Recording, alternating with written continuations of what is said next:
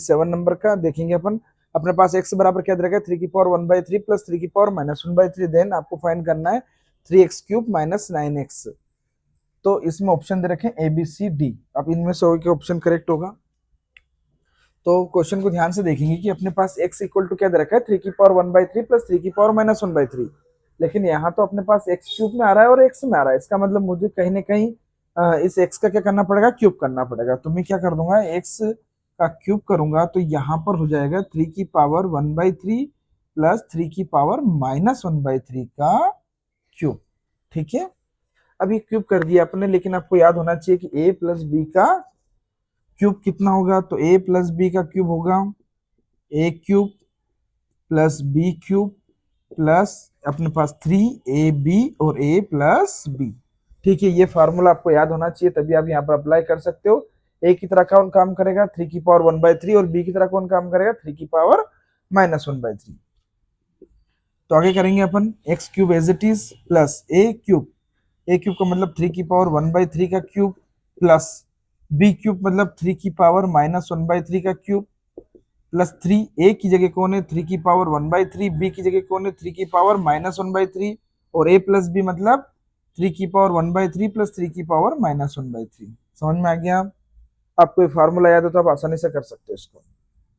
अगला हो गया x³ इक्वल टू, ऊपर पावर है तो पावर आपस में क्या हो जाती है, कैंसिल आउट हो जाती है। आपको याद होगा फार्मूला, लिख देता हूं मैं, a की पावर m की होल पावर n हो तो a की पावर क्या हो जाती है mn हो जाती है।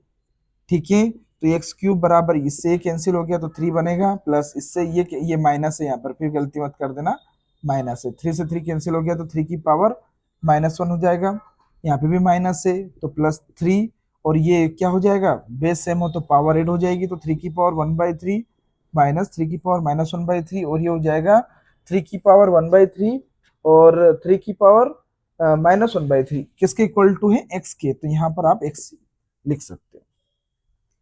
अब ये हो जाएगा x³ इक्वल टू ये 3 प्लस 3 की पावर में क्या है -1 मतलब इनवर्स है, तो इसका रेसिप्रोकल करेंगे तो इसका रेसिप्रोकल हो जाएगा 1/3 प्लस ये क्या है, दोनों पावर 1/3 और -1/3, एक पॉजिटिव दूसरा नेगेटिव है और पॉजिटिव नेगेटिव आप दोनों आपस में क्या हो जाएगी, कैंसिल आउट हो जाएगी। तो ये 3 बनेगा और ये 3 हो गया और ये x हो गया।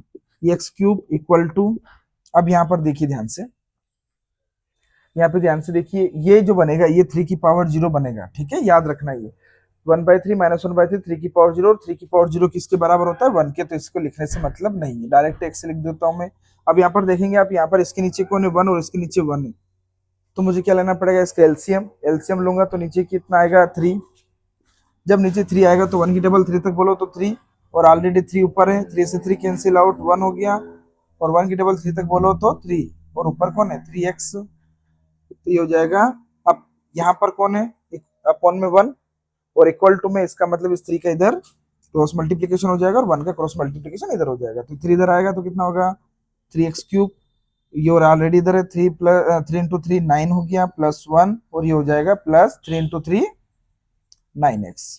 अब ध्यान से देखेंगे 3x³ 9x अपने को उधर चाहिए क्योंकि यहाँ पर क्या है नेगेटिव है, तो अपन लिखेंगे यहाँ पर 3x³ minus 9x equal to 9 plus 1 10। तो आपका जो आंसर है ये किसके इक्वल टू होगा, इक्वल टू 10 के। ठीक है, तो आपका आंसर कितना हो गया 10 हो गया और करेक्ट ऑप्शन क्या हो गया